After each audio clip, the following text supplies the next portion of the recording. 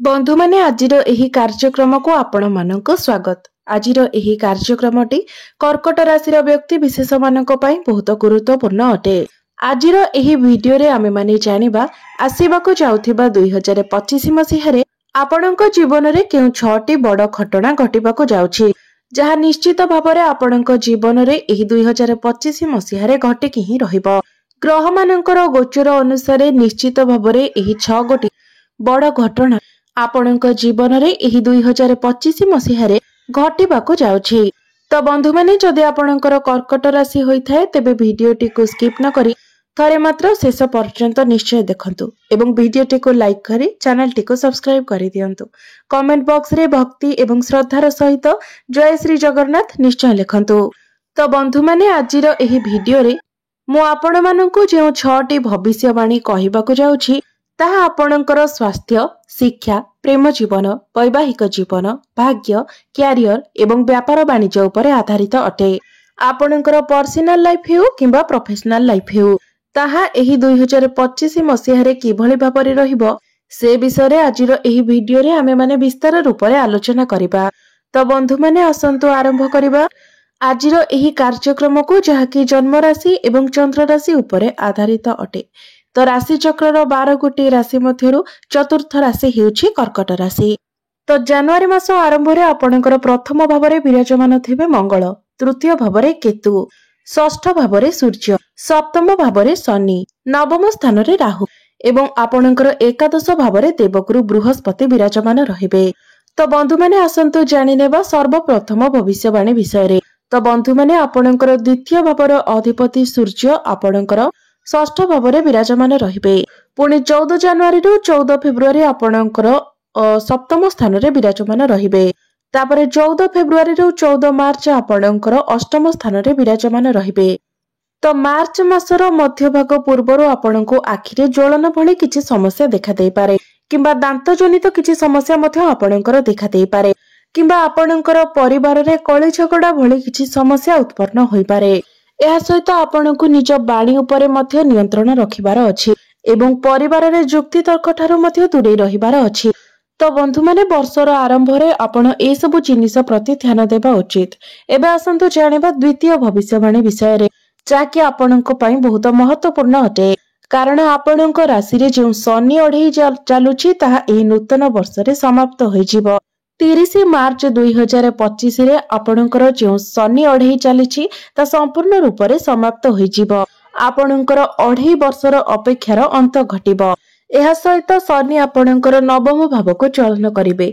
तो आपणकर जदि कोनोसी काम बहुत दिन धरि पेंडिंग होई कि पड़ी रहितिला से कार्यटी आगो को बढ़ी पारु नथिला किंबा आपणकर कोनोसी प्रॉपर्टी किणाकणी करिवार थिला आपण ताहा करि पारु नथिले, कोनोसी जानवाहन किनिबाकू चाहुतिले मात्र ताहा करि पारु नथिले किंबा एमिति किछि भी कार्य थिला जहाको आपण करिबा पई चाहुतिले मात्र सेही कार्य को आपण करि पारु नथिले।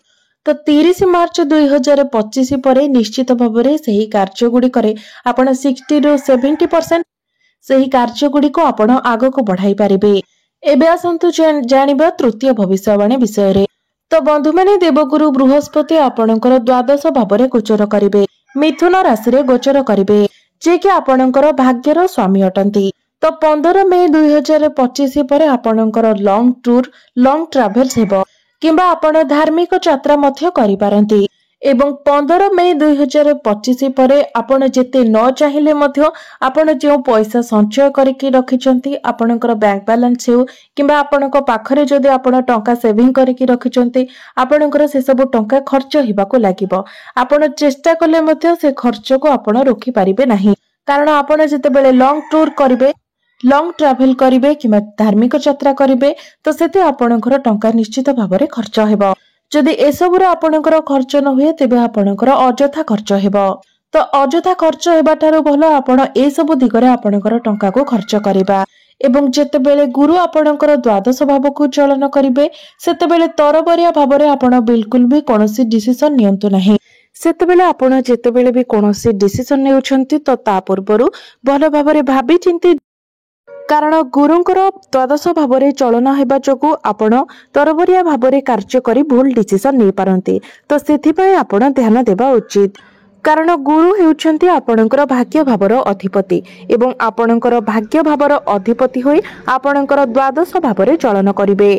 तो आपण जदि हठात करे कोनोसी डिसिजन नै जानते तरबरिया भावरे कोनोसी डिसिजन नै जानते तो यह द्वारा आपण ही समस्या रे पड़िबे। एबे आसंतु जानिबा चतुर्थ भविष्यवाणी विषय रे।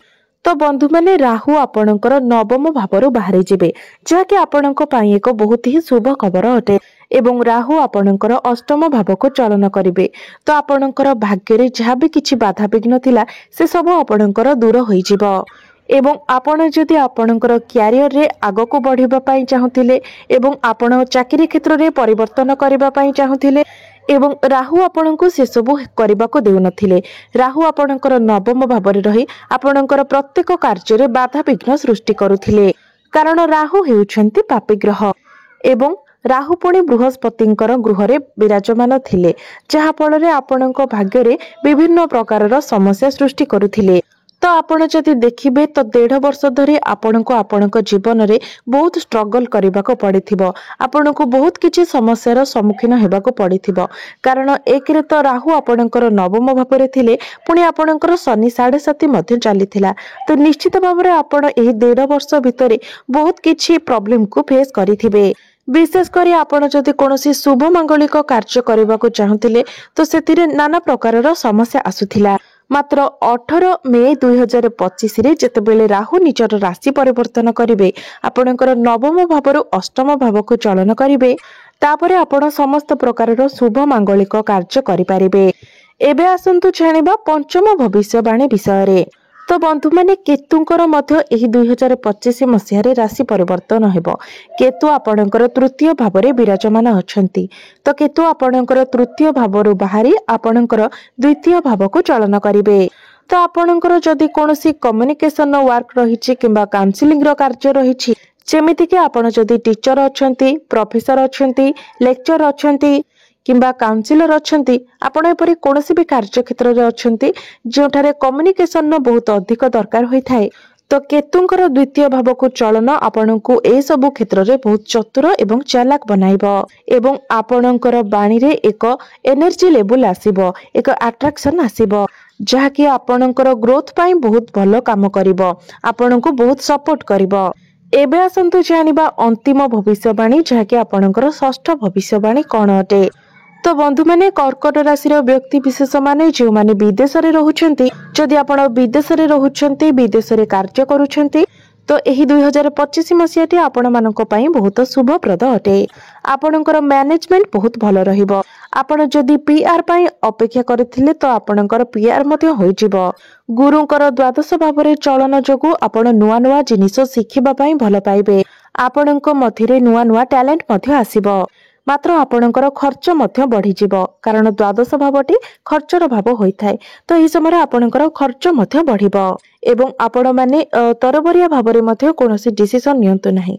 जहाँ भी डिसिजन नेउछंती ता पूर्वरु भलो भावरे भाबे चिंती डिसिजन नियंतु।